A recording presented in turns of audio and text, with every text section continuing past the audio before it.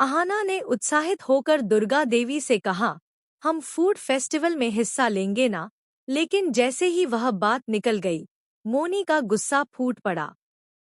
इस छोटे से बड़े घर की कहानी में एक नया अध्याय खुल गया था। होटल के खाने का विवाद भले ही शांत हो गया था, लेकिन अहाना के दिल में एक बेचैनी थी।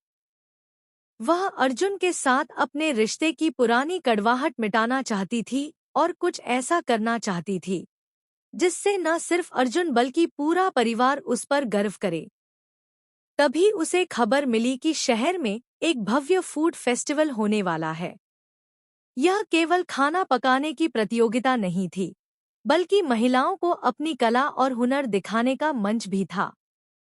अहाना के दिल में उम्मीद की नई लौ जली।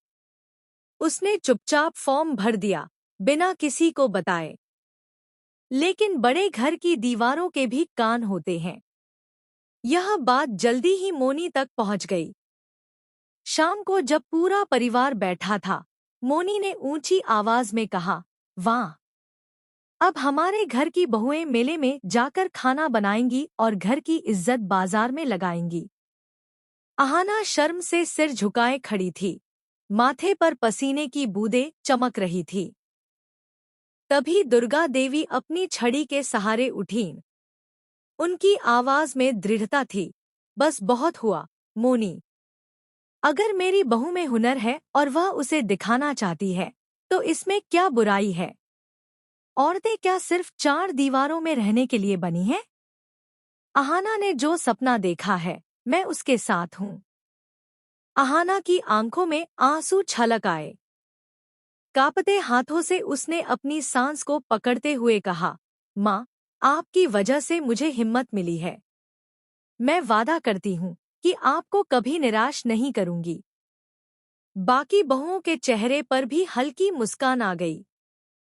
मोनी चुप रही, लेकिन मन ही मन उसने ठान लिया कि अहाना को किसी भी कीमत पर जीतने नहीं दिया जाएगा। अर्जुन चुपचाप यह सब देख रहा था। उसके चेहरे पर मिलेजुले भाव थे, गुस्सा और गर्व। अगले ही दिन से अहाना ने खुद को पूरी तरह किचन में झोंक दिया। मसालों की खुशबू से घर महक उठता और नई डिश का स्वाद सभी को चौंका देता। दुर्गा देवी पुराने नुस्खे बताती और बाकी बहुएं भी छिप-छिप कर मदद करती। घर का माहौल धीरे धीरे बदलने लगा, लेकिन मोनी अंदर ही अंदर जल रही थी। उसने कसम खाई कि इस बार अहाना की जीत नामुमकिन है।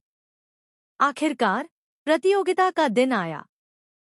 पूरा शहर उमड़ पड़ा। मंच जगमग,